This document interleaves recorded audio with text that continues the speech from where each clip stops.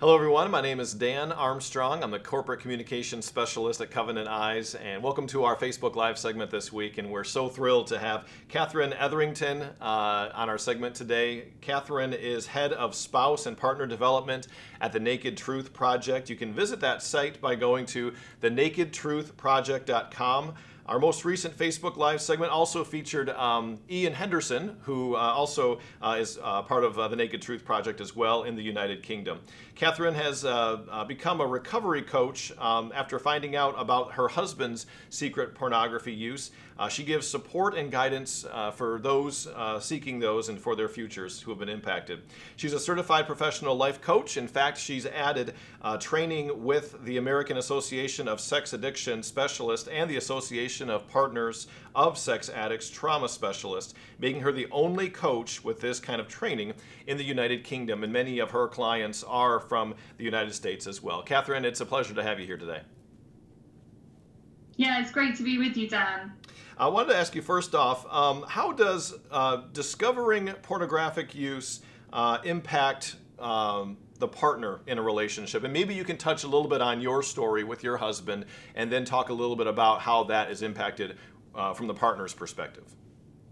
Yeah, sure, I'd be happy to. I think, that's an interesting question. How does discovering porn use in a marriage affect someone? And I guess certainly for the client base that I work with and in my own personal story, a lot of that depends on how much of that porn use you're aware of and you know about, and what kinds of conversations you've had about porn in the relationship.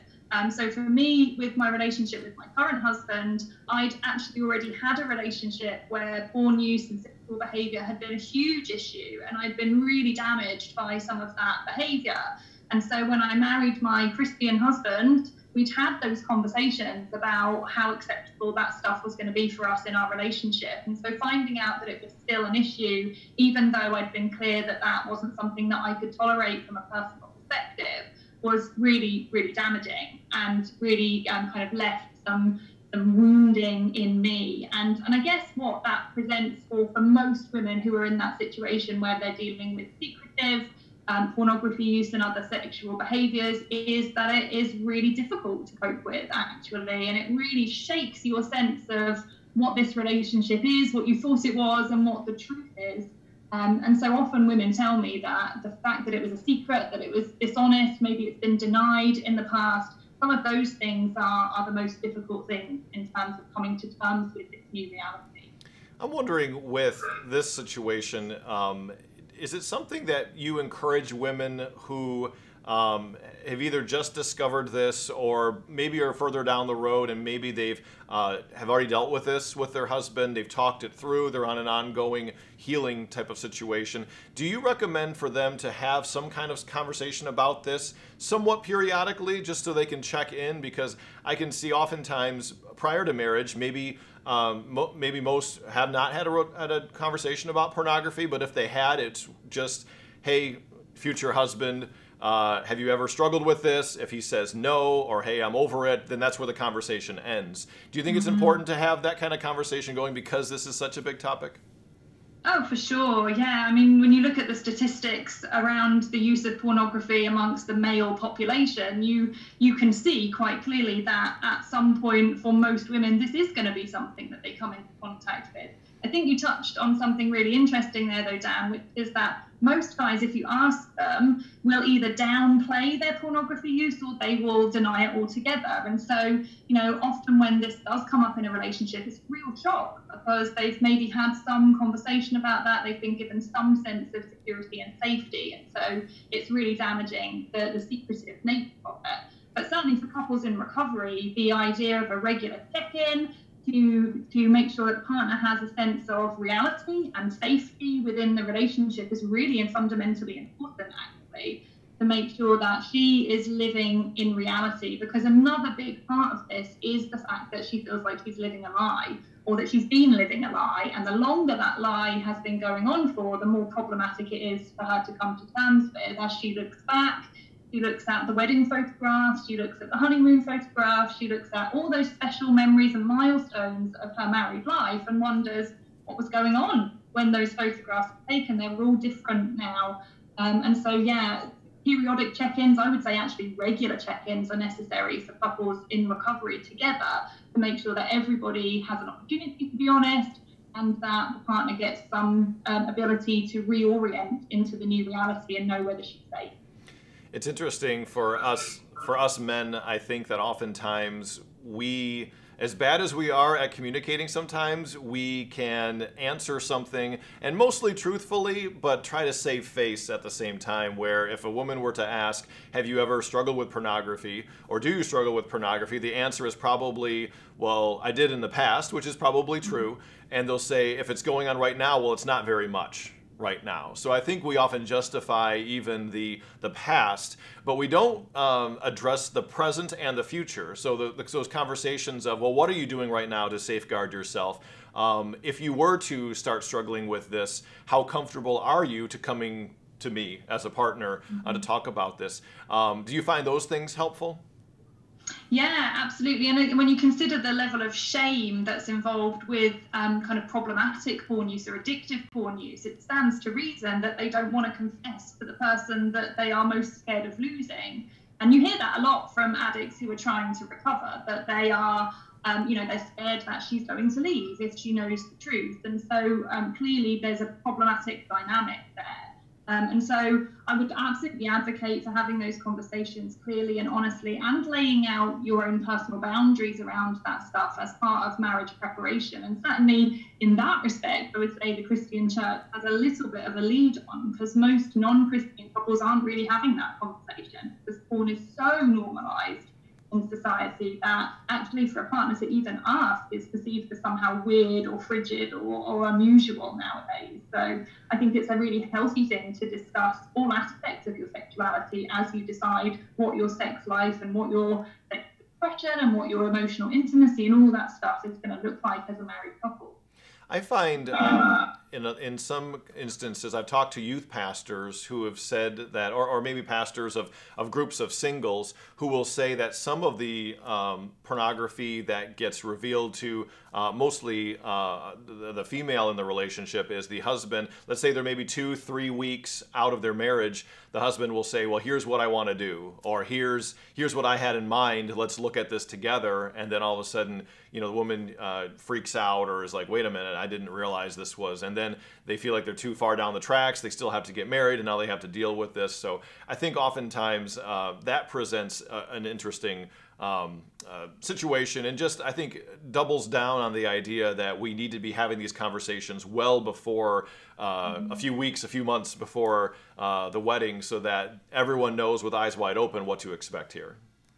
Yeah, I totally agree. And like I said, there's a huge amount of societal, cultural pressure on a woman to believe that porn is normal and that she has to accept that. And some of the awareness work that we do is even just helping women to believe that if you don't want a marriage where porn is a factor, that's okay, and you get to make that decision for yourself. Because I think a lot of women feel like they've lost that power of choice because porn is so normalized, like I said.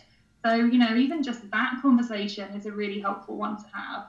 Catherine, you have a great grasp on what women are going through with this, with your specialized training and your experience. Just describe to our viewers what a woman goes through initially when she finds out, whether by surprise or by a confession from a relationship partner. What goes on immediately inside her brain? What is she thinking? What is she feeling in those first maybe few days to just describe that so that the men watching know what she's going through, and also for women who may discover this later on?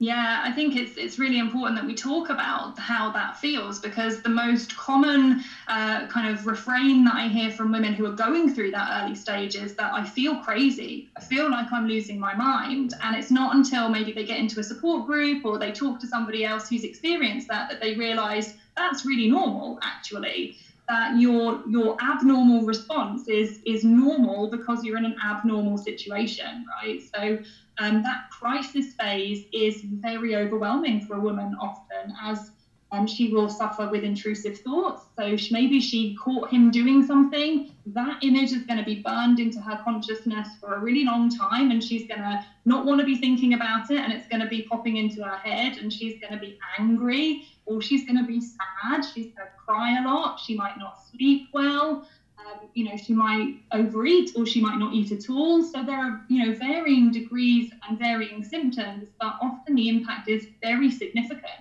In fact, the research shows that when those symptoms kind of continue for a long time, which they often do, the symptoms are very similar. In fact, they're the same to post-traumatic stress disorder. So all that stuff we see in other kind of traumatic events is present in the partner, often for a good few weeks or even months post-discovery. And of course, how he responds to being discovered will have a significant impact on how she deals with that also.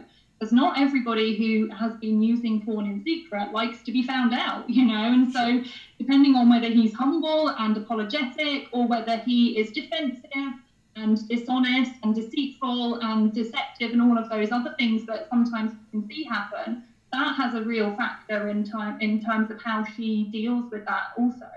I think that's a unique response, because I've heard from women, especially before, that they would much rather be told by their husband in a confession type of situation about what's going on, rather than them finding out. Can you talk about how much easier it is in that? And when I say that, I don't mean to downplay that at all, because it's not easy in any respect, but I guess how much more tolerable is it for a man to come to her and confess these things than to have her find out by herself? Yeah, I think that's a really interesting question. And I suppose my gut feeling on that is, in the long term, it may not make a huge amount of difference, but in the moment, it's about that level of kind of value that they place on me and the relationship. You know, if I have to find you out, that suggests that that's a behavior that you have no intention of confessing, that you have no intention of dealing with, that you got busted, right? Versus actually the guy who comes to talk to his wife might be the guy who is much more committed to overcoming that behavior. To be honest with you, Dan, the figures that I've seen sort of suggest that something around about the 84% mark are discovered rather than make a confession. So this is much more likely to be a situation where she finds something on the computer, she finds some kind of evidence, or she walks in while he's doing stuff with the computer. That's much more likely than actually him coming and making a confession. So yeah, I mean, in reality, the likelihood is that she's gonna find that some other way. We're talking to Catherine Etherington. She's the head of spouse and partner development at the Naked Truth Project. And Catherine, can you talk about specifically your ministry and how you help women there? Yeah, so I joined the team with Naked Truth Project back in October of last year, after I'd completed some of my training, and really felt like we wanted to try and plug the gap here in the UK, that there weren't really any meaningful support services for women here in the UK, and that partners, and I think this is probably true worldwide, feel a bit like the forgotten demographic. Like, you know, guys addiction or problematic porn use comes out and there's lots of support for him, and the wife can often feel quite forgotten in that. So we launched our Wholehearted Partner Program back in May, which is a subscription program for women who are seeking support for that particular issue. And that includes weekly support groups. So we currently meet twice a week on a Monday and a Thursday. And that's kind of just a kind of and share kind of group where you can just process some of that pain, some of that shock, and some of that those tricky dynamics at a recovering couple. Alongside that, we really wanted to make sure that even the women who weren't working with us directly were able to advocate for themselves in getting good support, because often that's a really difficult thing also. And I hear from way too many women who have spent good money getting more traumatized by an undertrained or a misinformed professional. So to help combat that and to help give women some information with which they can advocate for themselves, we put on a monthly webinar each month, which kind of covers some of the big topics. So it's designed to just provide some real educational input for women to use to advocate for themselves. And then we try to follow that up. So the webinar is the education, and we'll sometimes follow that up with a topic group, which takes that education and applies it directly into the unique circumstances and relationship that that particular woman is dealing with. And we offer all of that on a subscription service. And I think Ian spoke last week about how what we try to offer is stuff that is affordable, that is accessible, and that is anonymous, because we know that even for partners, there's a huge amount of shame that goes with, you know, being the partner of somebody who uses porn, because that makes us feel not good enough, it makes us feel not sexy enough, and all of those things. And so that in principle applies to our Wholehearted Partner Program, and our subscriptions are probably, generally speaking, about a quarter of the cost that you would find them in other professional places. When we talked to Ian last time, you mentioned he was talking about, he thought that that number of 7%. So in the United States, we found out that about 7% of churches have any type of program to help people who are struggling with pornography. And he said, unfortunately, in the UK, that 7% seems very high. Right. So from your perspective and from a woman's perspective, is there much available there for them from a local church standpoint, and what should be done about that? There's really nothing available. I mean, I don't want to speak universally, but I'd be super surprised if somebody sent me an email after this broadcast and said, no, actually, Kat, you're wrong. We do have something in our church. You know, I think that part of that is just a lack of awareness, a lack of education, you know, where our churches and church ministers maybe don't know much about porn and the prevalence of porn and some of the kind of addiction science of porn. They know even less about the impact that has on the partner until it happens to them, you know. So my husband's a church leader, and I recognise that, you know, church leaders have got a lot on their plate, and everybody in their congregation has a thing that they care about. So it's quite a high expectation, actually, to expect us to know how to respond to an issue like this. And so what should be done about that? Well, you know, we try to equip church leaders, and you know, Ian spoke about some of the ways in which we've done that last week. And so part of that is for me to come and share what I've learned with them. And really, you know, my biggest piece of advice for a church leader is to listen, you know, to listen and to ask the woman what it is that she needs, because often that's the one question nobody's asking. You know, and the other thing that I see really quite commonly in churches is a rush to forgiveness. You know, because it's kind of uncomfortable to talk about the impact that it's had on her, and because everybody kind of just wants it to go away, they'll often put pressure on the wife to forgive and forget quite quickly. And that can be really, really challenging for a wife. It can further traumatize a partner. And so kind of understanding that there's a process that needs to happen before we can start to talk about forgiveness. You know, most Christian women I speak to, and you know, this is testament to their faith. They do want to forgive, but they're just not ready to do that the week after they've just found out this secret that's been going on for 25 years. You know, so I think churches could do more. But even just, you know, I was saying to you before we went live, as a small country, having just even one ministry doing something is really quite meaningful for us in the UK, because we're not trying to cover a huge space. And so, you know, just getting people connected in with our Wholehearted Partner Program is a great place to start. I think we should leave our viewers with something very positive and something encouraging. We talked a lot about the pain and the shame that comes along with this topic, but can you talk a little bit about, from your experience, how you see God working through the pain of this process of someone seeking healing and restoration when porn has separated and broken a relationship?